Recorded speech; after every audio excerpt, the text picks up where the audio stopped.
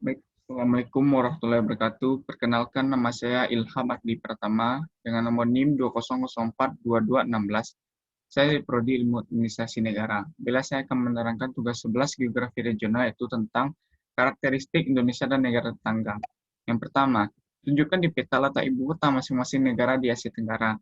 Dapat kita lihat di peta ini, yaitu kawasan Asia Tenggara yang di mana masing-masing ibu kotanya adalah pertama Indonesia yaitu Jakarta, yang kedua Singapura yaitu Singapura, dan ketiga yaitu Malaysia Kuala Lumpur, yang keempat Brunei yaitu Bandar Seri Begawan, yang kelima Filipina yaitu Manila, yang keenam yaitu Hanoi, yang keenam itu Vietnam dengan ibu kotanya Hanoi, yang ketujuh Kamboja dengan ibu kotanya Phnom Penh, yang kedelapan Thailand dengan ibu kotanya Bangkok, yang selanjutnya itu Myanmar yaitu dengan ibu kota Naypyidaw, yang selanjutnya itu Laos dengan Vientiane, yang selanjutnya itu Timor Leste, ibu kota itu Dili.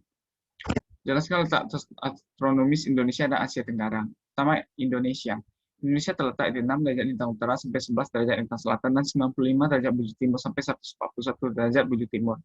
Selanjutnya Singapura itu terletak 1 derajat 15 lintang utara sampai 1 derajat 30 lintang utara dan 103 derajat 38 bujur timur sampai 104 derajat bujur timur.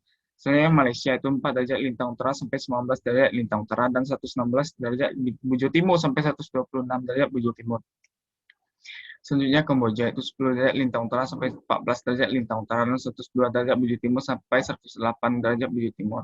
Selanjutnya Brunei Darussalam yaitu 4 derajat lintang utara sampai 5 derajat lintang utara dan 114 derajat bujur timur sampai 119,5 derajat bujur timur. Selanjutnya Laos itu 14 derajat lintang utara sampai 22 derajat lintang utara dan 100 derajat bujur timur sampai 107 derajat bujur timur. Selanjutnya Thailand itu 5 derajat lintang utara sampai 20 derajat lintang utara dan 97 derajat bujur timur sampai 106 derajat bujur timur.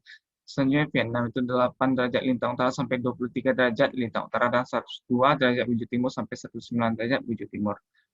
Selanjutnya itu Myanmar itu 10 derajat lintang utara sampai 29 derajat lintang utara dan 90 derajat bujur timur sampai 100 derajat bujur timur. Selanjutnya Filipina itu 5 derajat lintang utara sampai 21 derajat lintang utara dan 117 derajat bujur timur sampai 126 derajat bujur timur. Dan terakhir itu Timor Leste itu 8 derajat lintang selatan sampai 10 derajat lintang selatan dan 124 derajat bujur timur sampai 127 30 bujur timur. Tunjukkan di peta nama-nama pulau yang ada di Asia Tenggara. Dapat kita ketahui, di peta ini telah terlihat beberapa negara yang berada di kawasan Asia Tenggara. Contohnya itu negara Pulau Indonesia yang terdapat pulau itu Pulau Sumatera, Jawa, Kalimantan, Sulawesi, NTT, NTB, Papua, dan lain-lain. Dan dapat kita ketahui beberapa negara tetangga yang memiliki kepulauan seperti yang kita punya itu seperti Filipina dan yang lain sebagainya. Selanjutnya, tunjukkan di peta nama-nama sungai di Asia Tenggara. Nama-nama sungai di Asia Tenggara yaitu pertama ada Sungai Irrawaddy, 2 Sungai Sitang, 3 Sungai Salween, 4 Sungai Chao Phraya, 5 Sungai Mekong, 6 Sungai Hitam, 7 Sungai Merah, 8 Sungai Perak, dan 9 Sungai Pahang. Selanjutnya itu Sungai Batanghari, Sungai Musi, Sungai Kina Batangan, Sungai Rajang, Sungai Kapuas, Sungai Barito, Bengawan Solo, Berantas, Cagayan, Agosan, dan Mindanao. Yang dapat kita lihat di peta yang telah saya sajikan ini. Selanjutnya, jelaskan tentang aktivitas penduduk Asia Tenggara itu dalam konteks sosial ekonomi budaya. Pertama ada kegiatan pertanian. Kawasan Asia Tenggara merupakan kawasan pertanian yang penting. Lebih dari 50% penduduknya bermata pencarian sebagai petani. Sebagian besar penduduk di negara-negara Asia Tenggara bekerja di bidang pertanian, kecuali Malaysia yang kurang lebih 40%. Serta Brunei Darussalam dan Singapura yaitu kurang dari 10%. Meskipun sebagian besar petani hanya memiliki lahan sempit, tetapi bidang pertanian dapat diminati penduduk karena beberapa alasan berikut. 1. Hasil pertanian dijadikan sumber makanan. 2. Hasil pertanian dijadikan bahan mentah. 3. Hasil pertanian dapat diekspor sehingga meningkatkan pendapatan negara. 4. Sebagai lapangan pekerjaan keluarga. Selanjutnya itu pertanian tanaman pangan banyak diusahakan penduduk Asia Tenggara. Iklim di kawasan ini sangat mendukung kegiatan pertanian, tanaman padi, dan perkebunan banyak ditanam di kawasan Asia Tenggara. Selanjutnya itu kegiatan perikanan.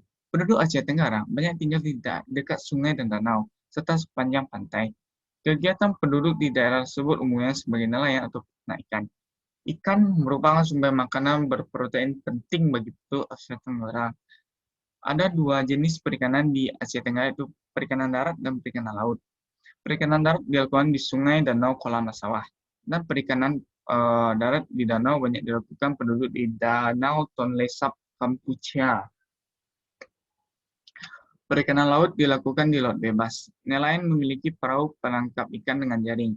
Jaring tersebut jaring jenis ikat harimau atau trout boleh digunakan di beberapa negara Asia Tenggara seperti Thailand.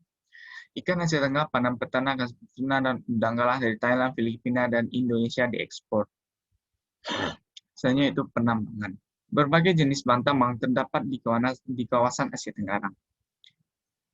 Bahan tambang penting seperti minyak bumi, batu bara, dan tembaga diusahakan oleh industri pertambangan. Penduduk juga dapat melakukan kegiatan penambangan emas, timah, batu bara, dan minyak bumi dalam skala kecil. Di Indonesia, penambangan rakyat dilakukan penduduk Bangka untuk mendapatkan timah. Di Kalimantan Barat dan Papua, penduduk menambang emas dengan cara didulang. Selanjutnya itu pembalakan. Kawasan Asia Tenggara memasuk kayu tropis kebutuhan dunia. Jenis pohon seperti mahoni, eboni, ulin, dan jati tumbuh di kawasan hutan hujan tropis Asia Tenggara. Kegiatan pembalakan dilakukan untuk mendapatkan kayu hutan. Industri pembalakan atau logging mempekerjakan banyak penduduk. Sebagian besar hasil kayu, baik gergajian dan gelondongan, diekspor ke Jepang dan Amerika Serikat. Selanjutnya itu kegiatan industri. Di kawasan Asia Tenggara terdapat banyak industri yang menghasilkan berbagai jenis produk.